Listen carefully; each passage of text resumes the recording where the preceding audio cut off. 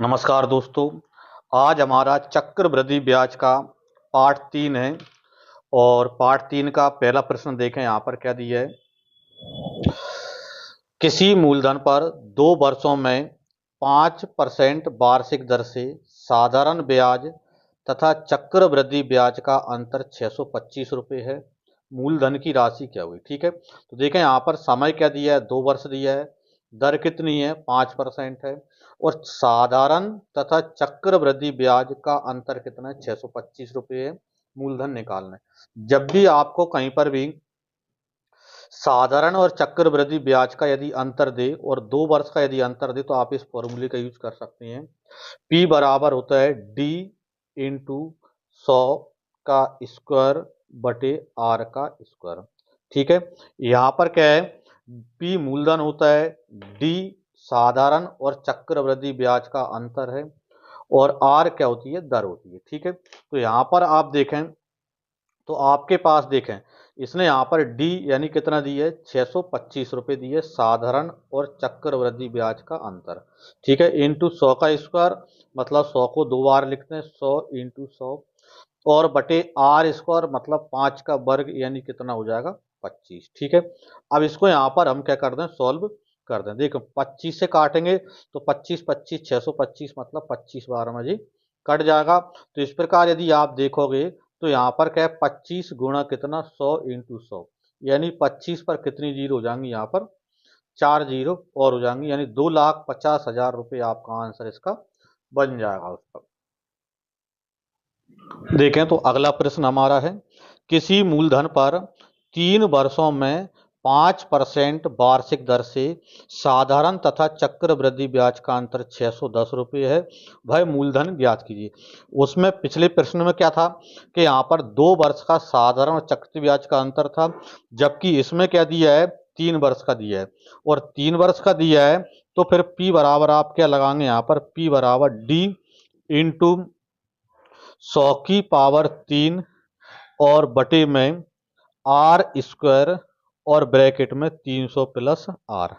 ठीक है, इस फॉर्मूले का यूज यहां पर हम करेंगे यहाँ पर। ठीक है, 300 और प्लस में आर। ठीक है, तो रखें यहाँ पर, देखो डी, तो डी मूलधन सॉरी चक्रवृद्धि और साधारण ब्याज का अंतर मतलब कितना है, 610 इंटू में 100 की पावर 3 मतलब 100 को हम कितने बार लिख लें, 3 बार यहाँ पर हम लिख लेते हैं। ठीक है, बटे में यहाँ पर आ जाए आर स्क्वायर मतलब 5 का स्क्वायर यानी 25, और फिर ब्रैकेट में 300 प्लस आर मतलब 300 में 5 हम क्या कर दें, यहाँ पर प्लस कर देंगे, तो 300 में 5 प्लस करेंगे तो 305।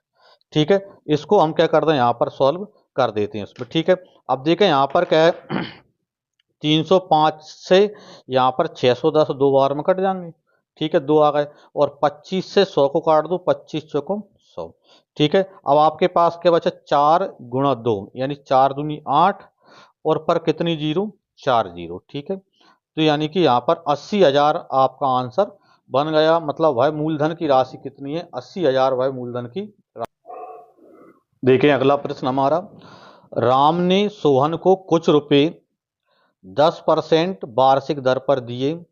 सोहन ने 5,324 रुपये की 3 बराबर किस्त में सभी राशि का भुगतान कर दिया। उसने कितना रुपया ऋण के रूप में लिया, मतलब मूलधन यहाँ पर आपको चाहिए। ठीक है, तो ये यहाँ पर क्या किस्त योजना वाला है, और किस्त योजना के लिए जो फॉर्मूला अपना लगता है, P बराबर होता है, P बराबर होता है M इंटू में 100 बटे में 100 प्लस R, फिर प्लस लगाएंगे। ठीक है, फिर दोबारा यहाँ पर क्या है एम, और फिर यहाँ पर 100 बटे 100 प्लस आर का होल स्क्वायर, और फिर प्लस डॉट डॉट डॉट। ठीक है, इस प्रकार यदि क्या है 3 किस्तें दी हैं तो एक बार और लिखेंगे, मतलब पावर 3 तक लिखेंगे। 2 किस्तें हैं तो 2 पावर तक लिखो, और इस प्रकार बढ़ते हुए क्रम में हम चले जाते हैं। ठीक है, जैसे यहाँ पर यदि हम देखें तो मूलधन हमको पता करना है, एम यहाँ पर क्या होता है, प्रत्येक किस्त का मान होता है, पी मूलधन होता है, और आर दर होती है। तो एम मतलब प्रत्येक किस्त का मान कितना है, 5,324 रुपये, और इंटू में फिर देखो 100 बटे 100 प्लस आर, तो 100 बटे में 100 प्लस आर मतलब कितना है, 10 यानी 110, फिर प्लस, तो एम मतलब दोबारा देखो कितना 5324 और इंटू में 100/100 प्लस आर मतलब 110 का क्या है स्क्वायर है, तो इसका हम स्क्वायर करेंगे।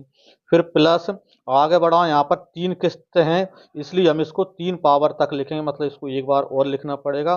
5324 इंटू में 100/110 की पावर कितना कर दें यहाँ पर 3 किस्तें, इसलिए बढ़ते क्रम में हमने 3 पावर तक इसको लिख लिया। अब इसको हम सॉल्व करेंगे। देखें 0 से 0 और इधर 0 से ये 0 कैंसिल हो जाएगी और ये 0 से ये 0 कैंसिल हो जाएगी। अब यदि हम यहाँ पर देखें तो तीनों में से यहाँ पर 5324 क्या आ रहा है, कॉमन आ रहा है। तो 5324 यदि आप चाहो तो कॉमन ले लो यहाँ पर, ठीक है। यहाँ पर क्या बचा 10/11 बचा, फिर प्लस यहाँ पर 10/11 का वर्ग है तो 10 का वर्ग यानी 100 और 11 का वर्ग यानी कि 121। फिर प्लस यहाँ पर देखो, यहाँ पर क्या बचा 10/11 की पावर 3, तो 10 की पावर 3 मतलब 1000 और बटे 11 की पावर 3 मतलब 1331। ठीक है, इसको हमको सॉल्व यहाँ पर करना है। तो कितना बनेगा 5324 और इंटू में, अब इनका आप क्या करोगे 11, 121 और 1331 का एलसीएम लेंगे तो 1331 यहाँ पर आ जाएगा। अब जो एलसीएम आता है उसमें नीचे वाली संख्या का भाग देते हैं, मतलब 11 का भाग 1331 में देंगे तो 121 आएगा। तो 121 का ऊपर वाली संख्या मतलब 10 से गुणा यानी 1210। फिर प्लस 121 का भाग देंगे 11 आएगा और 11 गुणा 100 में करेंगे तो 1100। फिर प्लस एक 1331 का देंगे तो 1 आएगा और 1 का गुणा 1000 से मतलब 1000 आ जाएगा। ठीक है, अब इसको सॉल्व कर दें तो कितना बनता है यहाँ पर 5324 और इंटू में देखो इनको हम जोड़ेंगे तो 1000, 2000, 3000 तो ये हो गए और यहाँ पर 331 मतलब यहाँ पर क्या है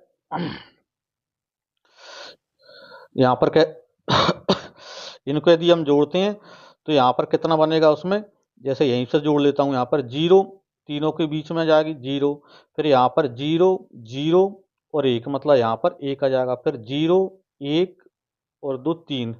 ठीक है, फिर यहाँ पर क्या है 1 2 3 331। ठीक है, और बटे में यहाँ पर कितने हैं 1331, तो 1331। ठीक है, इसको हम सॉल्व कर देते हैं। 1331 से इसको 5324 को काटेंगे तो 4 12 में जी कट जाएगा और 4 का गुणा यहाँ पर इनसे कर दें कितना 3310 से, तो 0 और 4 एकम 4, 4 तिया 12, 4 तिया 12 और 1 13।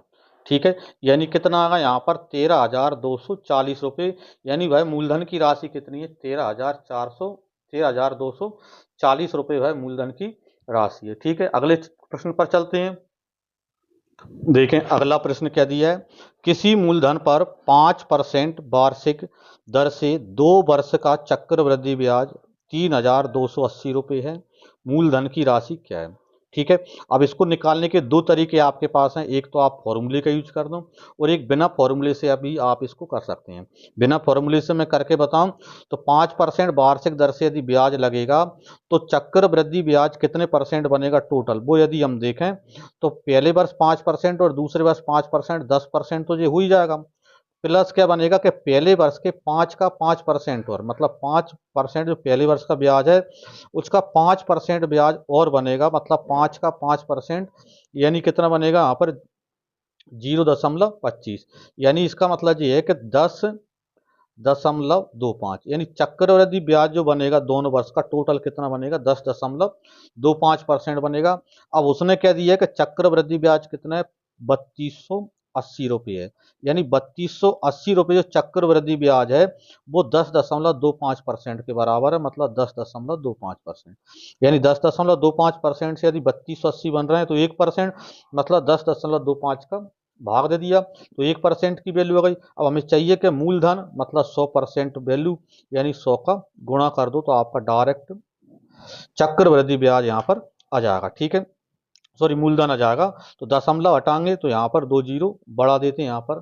ठीक है, अब जितना कट रहा है उतना हम काट लेते हैं, जैसे 25 से काट देते हैं पहले, 25 चौको 100, 2 बचे 25 से कम 25 और 25 चौको 100 मतलब 2 जीरो।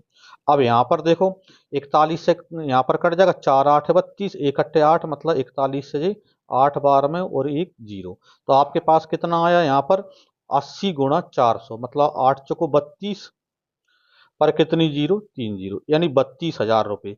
यानी मूलधन की राशि भाई कितनी है, मूलधन की राशि है 32,000 रुपये। और यदि आप चाहो तो इसको इस फॉर्मूले से भी कर सकते हो। कंपाउंड इंटरेस्ट का फॉर्मूला होता है CI बराबर में P, फिर आता है यहाँ पर 1 + R बटे 100 की पावर n-1। ठीक है, आप इस फॉर्मूले के द्वारा भी इसको कर सकते हो। ठीक है, मैंने यहाँ पर बिना फॉर्मूले का भी आपको बता दिया। यहाँ पर देखें तो आगे जो आता है वो अर्धवार्षिक गणना, छमाही गणना वाले आते हैं। तो इनके लिए पहले आप समझ लें, यदि क्या है यहाँ पर क्या कंडीशन है, यदि ब्याज की गणना प्रति छमाही हो, यदि ब्याज की गणना यदि छमाही होती है, यानी इसका मतलब ये है कि जब ब्याज की गणना छमाही होती है तो जो भी समय होता है उस समय में 2 का गुणा कर दिया जाता है। ठीक है, और दर जो होती है दर को आधा कर दिया जाता है। जो भी दर आएगी दर को क्या कर देंगे, आधा करेंगे। यदि ब्याज की गणना छमाही है तो समय में 2 का गुणा कर देना है और दर को आधी करना है। इसी प्रकार यदि गणना कैसी है, यहाँ पर क्या तिमाही है, तिमाही गणना यदि है तो तिमाही गणना यदि है तो उसमें यहाँ पर क्या समय में यहाँ पर 4 का गुणा कर दिया जाता है, मतलब 4 गुणा जो भी समय है, और दर में क्या करते हैं 4 का भाग दे देते हैं। ठीक है, जो भी दर है उसमें हम क्या करेंगे 4 का भाग देते हैं। अब ये आता कैसे है, इसके अलावा और कुछ भी आ सकता है। तो सीधा सा क्या होता है कि छमाही गणना है तो आप सीधा सा क्या है 12 में भाग दे कर देख लो। 12 में 6 का भाग देंगे, 6 दूनी 12, मतलब 2 का गुणा 2 का भाग। यदि तिमाही गणना है तो 12 में 3 का भाग देकर देख लो, 3 चौको 12, मतलब 4 का गुणा 4 का भाग। यदि मान के चलें, अब यदि क्या है गणना यदि प्रत्येक क्या है 4 माह की गणना हो, मतलब प्रत्येक 4 माह में यदि गणना कर रहा है तो 12 में 4 का भाग देंगे, मतलब 4 तिया 12, मतलब 3 का गुणा 3 का भाग, मतलब समय में 3 का गुणा कर देंगे और दर में 3 का भाग दे देंगे यहाँ पर। ठीक है, क्योंकि सीधा सा है कि छमाही यदि गणना है तो एक वर्ष में कितने छमाही बनेंगे, 2 छमाही, इसलिए 2 का गुणा कर दिया और 2 का भाग कर दिया। यदि तिमाही गणना है तो एक वर्ष में कितनी तिमाही बनेंगे, तो तीन तीन तीन माही तिमाही, यानी 12 महीने में 4 तिमाही हो जाएंगे, तो 4 का गुणा 4 का भाग। तो इस प्रकार हम यहाँ पर करेंगे। ठीक है, अब इनसे संबंधित क्वेश्चनों पे हम चलते हैं। देखें तो अब देखें हमारा प्रश्न क्या दिया है, 1875 रुपये के मूलधन पर 12% वार्षिक दर से 8 महीने में मिश्र धन कितना होगा। 8 महीने का मिश्र धन चाहिए, जबकि ब्याज प्रत्येक 4 महीने पर संयोजित होता है। अब देखें यहाँ पर 8 महीने में 4 महीने यदि देखें तो यहाँ पर जो समय जो बनेगा वो कितना ले लेंगे, यहाँ पर 2 ले लेंगे, क्योंकि 8 महीने में यहाँ पर 4 माह कितने हो जाएंगे, 2 बार आ जाएंगे, तो समय कितना होगा यहाँ पर 2 हो गया। दूसरे यहाँ पर दर, तो क्या जैसे प्रत्येक 4 महीने में है तो 12 में 4 का भाग देते हैं, 4 तिया 12, मतलब दर में 3 का भाग देंगे, यानी दर बराबर क्या लिखेंगे या 12/3, यानी 3 चौको 12, यानी दर कितने लेंगे यहाँ पर आप 4% लेंगे। ठीक है, और सॉरी तीचौ को, हाँ सही, तीचौ को 12, यानी कि दर कितनी लेंगे यहाँ पर हम, यहाँ पर क्या 4% लेंगे। अब इसके आधार पर आप मिश्रधन निकाल दो, तो मिश्रधन ए बराबर, ठीक है, तो मिश्रधन बराबर क्या बनेगा यहाँ पर देखो 18,700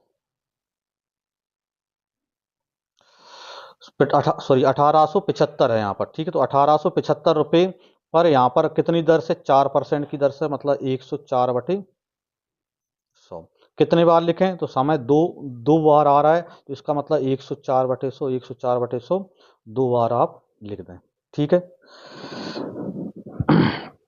इसको सॉल्व यहाँ पर हम कर देते हैं यहाँ पर। ठीक है, तो कितना आता है, जैसे 25 से कटेगा, 25 चौको 100, और 25 से काटते हैं तो 25 सत्ते 175, यानी कितने बचे यहाँ पर अपने पास 17 बचे, सॉरी यहाँ पर क्या है 25 सत्ते 175, 12 बचे, यानी ये 25 पंचे 125।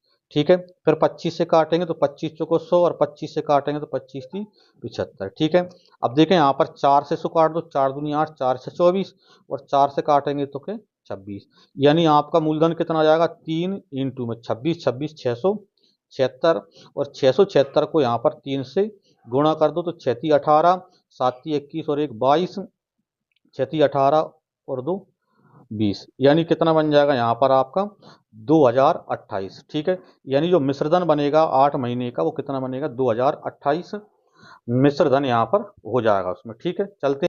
इस प्रकार हमारा चक्रवृद्धि ब्याज कंप्लीट हो जाता है। यदि वीडियो पसंद आई हो तो इसे लाइक करें, शेयर करें और इस चैनल को सब्सक्राइब जरूर कर लें। मिलती हैं अगली वीडियो में, जब तक के लिए जय श्री राम।